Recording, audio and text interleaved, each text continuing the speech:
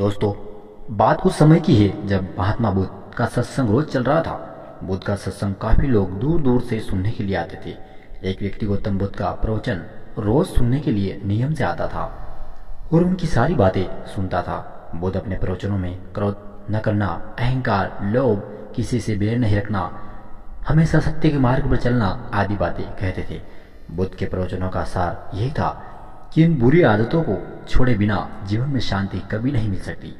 एक दिन उस व्यक्ति ने गौतम बुद्ध से कहा कि तथागत, मैं रोज आपके सत्संग सुनने आ रहा हूँ, लेकिन मुझे अभी तक किसी भी तरह का कोई लाभ नहीं मिला।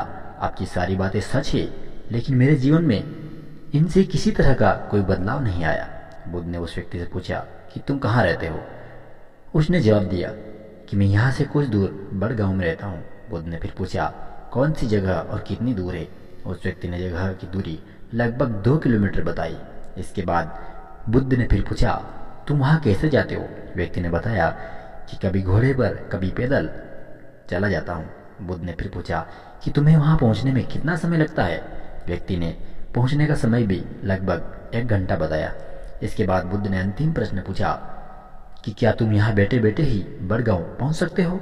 इस प्रश्न के जवाब में व्यक्ति ने कहा नहीं महात्मा, ये कैसे संभव होगा?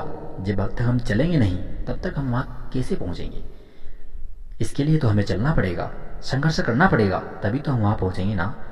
बुद्ध बोले कि हम चलकर ही हमारे लक्ष्य तक पहुँच सकते हैं। ठीक उसी प्रकार जब हम जीवन में अच्छी बातों का पालन नहीं करेंगे, अपने अंदर नहीं उतारेंगे, उन पर नहीं चलेंगे, सत्य की ओर नहीं चलेंगे, आगे नहीं बढ़ेंगे, तब तक हम अच्छे शब्दों का हम पर किस तरह से कोई असर नहीं होगा।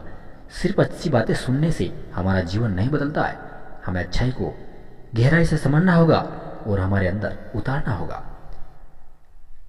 व्यक्ति को बुद्ध की बातें समझ में आ गई और उस दिन के बाद उसने भी बुद्ध के बताए मार्ग पर चलना शुरू कर दिया। बुद्ध के प्रवचनों से व्यक्ति की सोच बदल गई। धीरे धीरे उसका मन शांत होने लगा और बुद्ध की सत्संग का उसे भरपूर आनंद भी आने लगा है। दोस्तों, छोटी सी कहानी हमें सिखाती है कि अगर हम मन शांत करना चाहते हैं तो हमें क्रोध, लोभ, मोह, अहंकार आदि पर विजय प्राप्त करना होगा। बुराइयों को तुरंत त्यागना होगा, तभी यह संभव है। दोस्तों, आज की कहानी को हम यहीं पर विराम देते हैं। मिलेंगे नेक्स्ट कहानी के साथ जल्द ही। तब तक के लिए आप सभी जय हिंद, वंदे मातरम, जय श्री राधे कृष्णा। और हाँ दोस्तों, कमेंट में बुद्धाय नमः जरूर लिखें।